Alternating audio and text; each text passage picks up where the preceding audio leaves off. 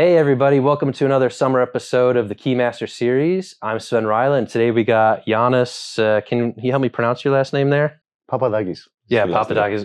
He's my Greek buddy. And today we want to talk about the 4 I's on HSMs. And what we mean by 4 I's is literally 2 people, 4 I's, 2 and 2, 4.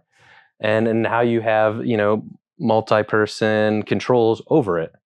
Exactly. It's basically all about dual control along the trust chain of your PKI, right? So let's start at the root CA, because obviously that's the first thing we're going to build out in a PKI. What do you see as having the 4 I's there? What do we want? Yeah, I mean, root CA is not only the very first thing that you do when you build up a PKI, but that's true. We might do the policy first if we're doing proper PKI. At the same time, it's basically the very, very root of the entire trust chain, right? So PKI is all about trust, and then you want to make sure that the procedures around it. It's some would call it trust, some would call it vertrauen. But yeah, I mean, at this level, it's all about being able of trusting the key material that is there at any point in time during its lifetime, and it's a long lifetime. So you look at building up procedures which allow you to make sure that nobody would be ever able of always having that 2-person control. There's always more than one person to ever interact with the crypto. Exactly. It's always about dual control and probably multi-factor authentication on this dual control level. Whether that could be like the cards or PED keys or however your HSM offers that level of control to maintain the M of N.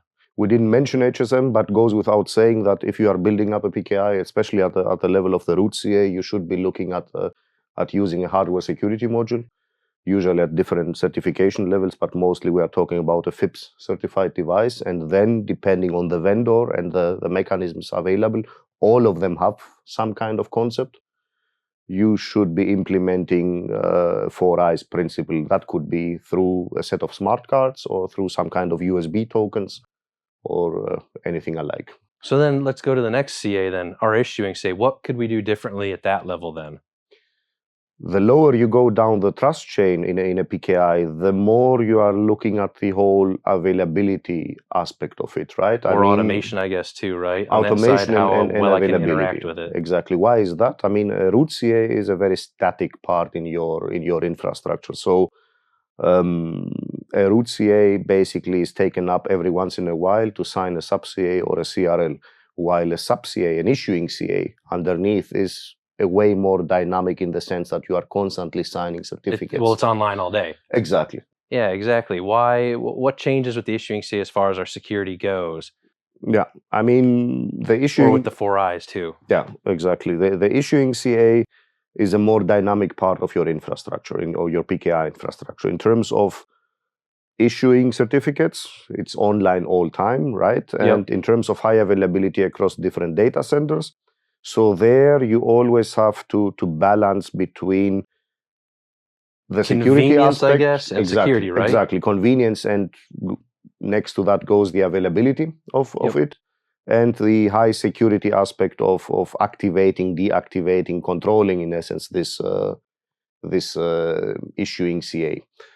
So there you have to take multiple different aspects into account before you decide to go for something like a 4 I's principle or multi-factor authentication. Well, I guess, and that kind of leads us into the next part of assurance levels, right? Exactly. So if I want to be in a high assurance environment, I'm probably going to have 4 I's everywhere, right? Exactly. I'm going to have manual activation. There's no auto activation even on my issuing CA, because that could, I want high assurance, always 2-person control that way. Exactly. That way we have not one person could ever mess with it. Always was 2 people. Exactly. Right? And I guess that's kind of the convenience you're talking about, that is assurance. If you go down to a medium or lower at that point to operate the PKI under, the lower you go in assurance, the more convenience you get, where automation can come in to automate activating a partition in that case, or bringing the CA back online without human interaction. Exactly. And I mean, this assurance level goes hand in hand. On the one hand, there is the pure security aspect of it. On the other hand, frequently it's a compliance aspect. So maybe because of some compliance regulation, because of the vertical that you are in, you cannot do otherwise. So you might have to implement the 4 I's also at this issuing CA level.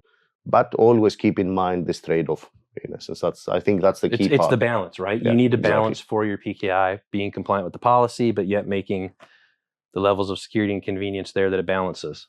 Exactly. And I guess let's look at backups then. How does backups and restore? I mean, shouldn't we have that should apply to the same as how we operate it, right? That's a very good topic, by the way. That's a very good topic because exactly, I mean, we are talking about HSMs and securing the key material of your PKI and putting on top a 4 eyes or a multi-factor authentication. But I mean, all those devices should and do offer a kind of a backup mechanism, right? And once a backup is outside of an HSM, then immediately you have to think about, okay, how can I make sure that this backup cannot be restored without some kind of high Multiple control in the security, MFN like multiple that. control, either MFN or M out of N or a 4 eyes in that perspective. So there is the second aspect or the second part where you immediately have to think or consider a 4 eyes principle or an M out of N mechanism in place.